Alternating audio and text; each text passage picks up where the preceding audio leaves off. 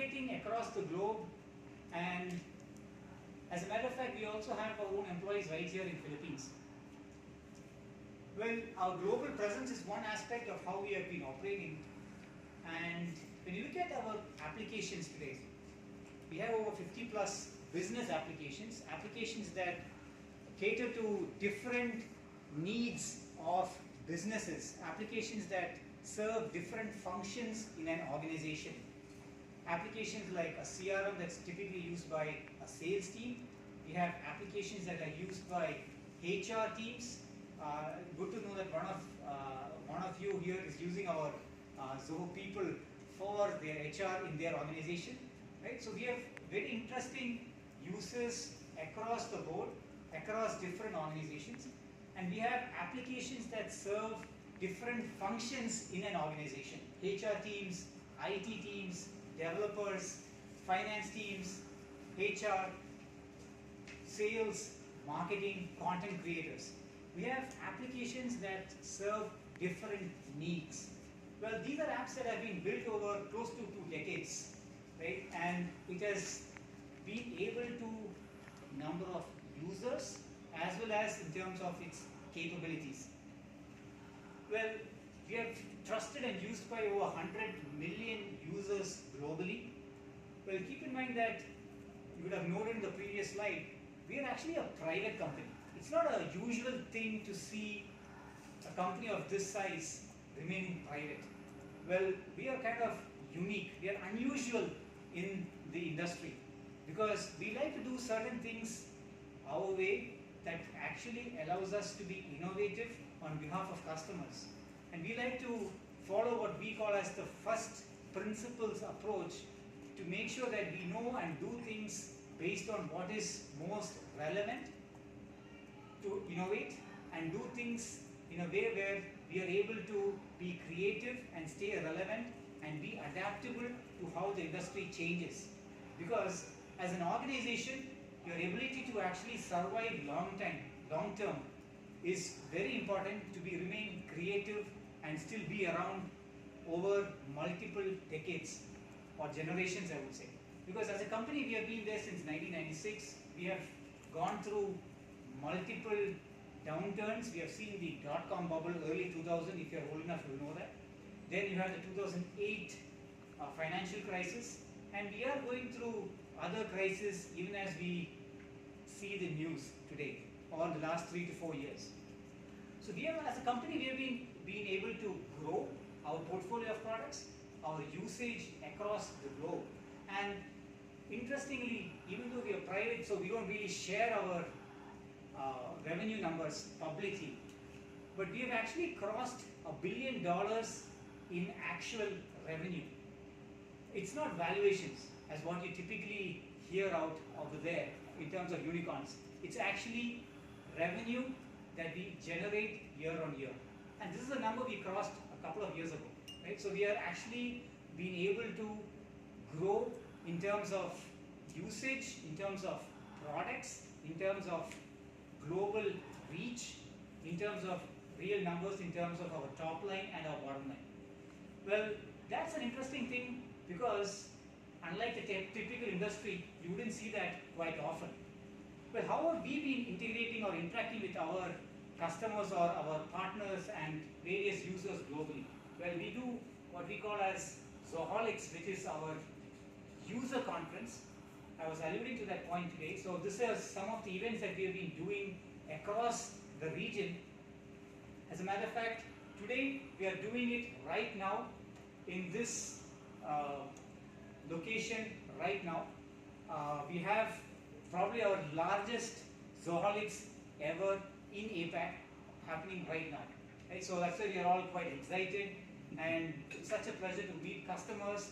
And to amplify that, we have each one of you who have graciously accepted to be part of this overview here.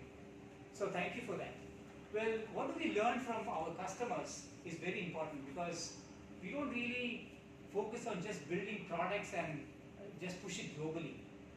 We have taken a lot of pains to actually localize our products. We like to get feedback locally from businesses. We work with different organizations. As a matter of fact, here in the Philippines, we also work with a lot of organizations to actually understand customer needs. We talk to customers. These events and other activities give us that feedback. Well, we have quite a few customers in the Philippines. Here are some of the local companies actually sharing their use cases today as part of our panel at Zoholics. Maybe in another half an hour or so, some of them will actually be on stage doing panel discussions. But we have quite a few interesting customer case studies and sharing of how they use, for example, our CRM software to manage their sales pipelines and how they're able to collaborate across sales, marketing, and support teams. Well, we have quite a few customers in the Philippines. We also have a small team here locally who support us, who as part of the APAC team, we have a much bigger team across APAC as a region. Even as we are headquartered in India, but we have local teams in at least 6 to 8 countries in the region. And our team here in Philippines actually supports our activities locally, giving us feedback to help us take it back into the product teams.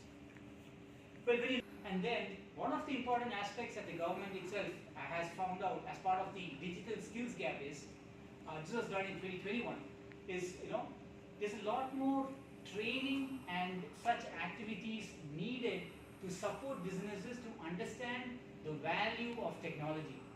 Well, I'm sure each and every one of you has already experienced AI and OpenAI's ChatGPT, for example, right?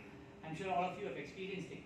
How can businesses make sense out of all this, right? So the fundamentals is we need to have the right technologies in place for your business, and our focus is primarily around businesses to support small and medium businesses and mid and large enterprise customers. We are not a B2C vendor, we are a B2B vendor. So first step is to train users, educate them the potential of technology, because the industry is churning in terms of what technology is being used. AI is disrupting a lot of things. So if you don't have the basic tenets of AI or the basic aspects for your business on digital technologies, you may miss out as a business. So we also take a lot of effort on educating customers on what is possible with technology. And this particular digital skills gap is an indicator of what is needed for businesses in the Philippines. Well, what have we been doing? Well, interestingly, we have also been doing a lot of training and customer engagements.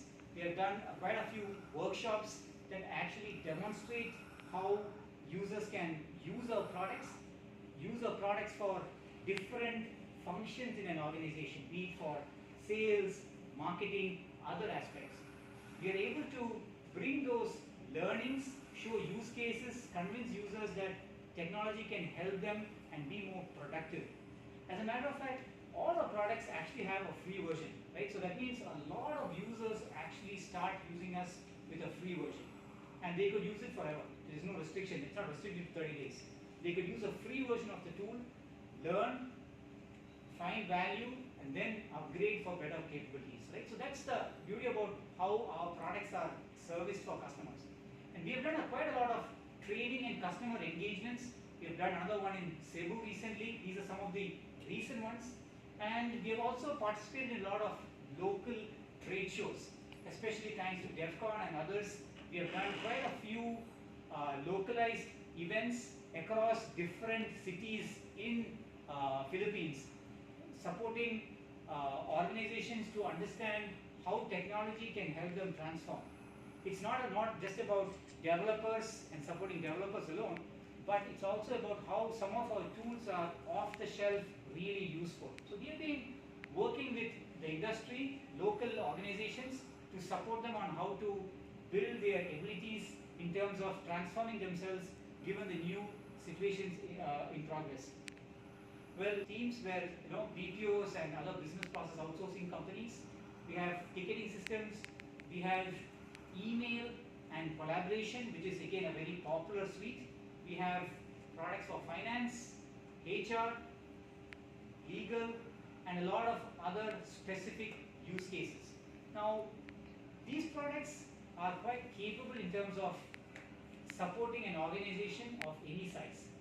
Now, what is the context in which we would like like to share this information? Well, the beauty about these apps are, these actually applications supporting various functions in an organization. They help, for example, the HR team to run their operations, finance to do their keeping track of money coming into the organization or leaving the organization. They help empower people to gain more insights on what's happening within the organization through analytics.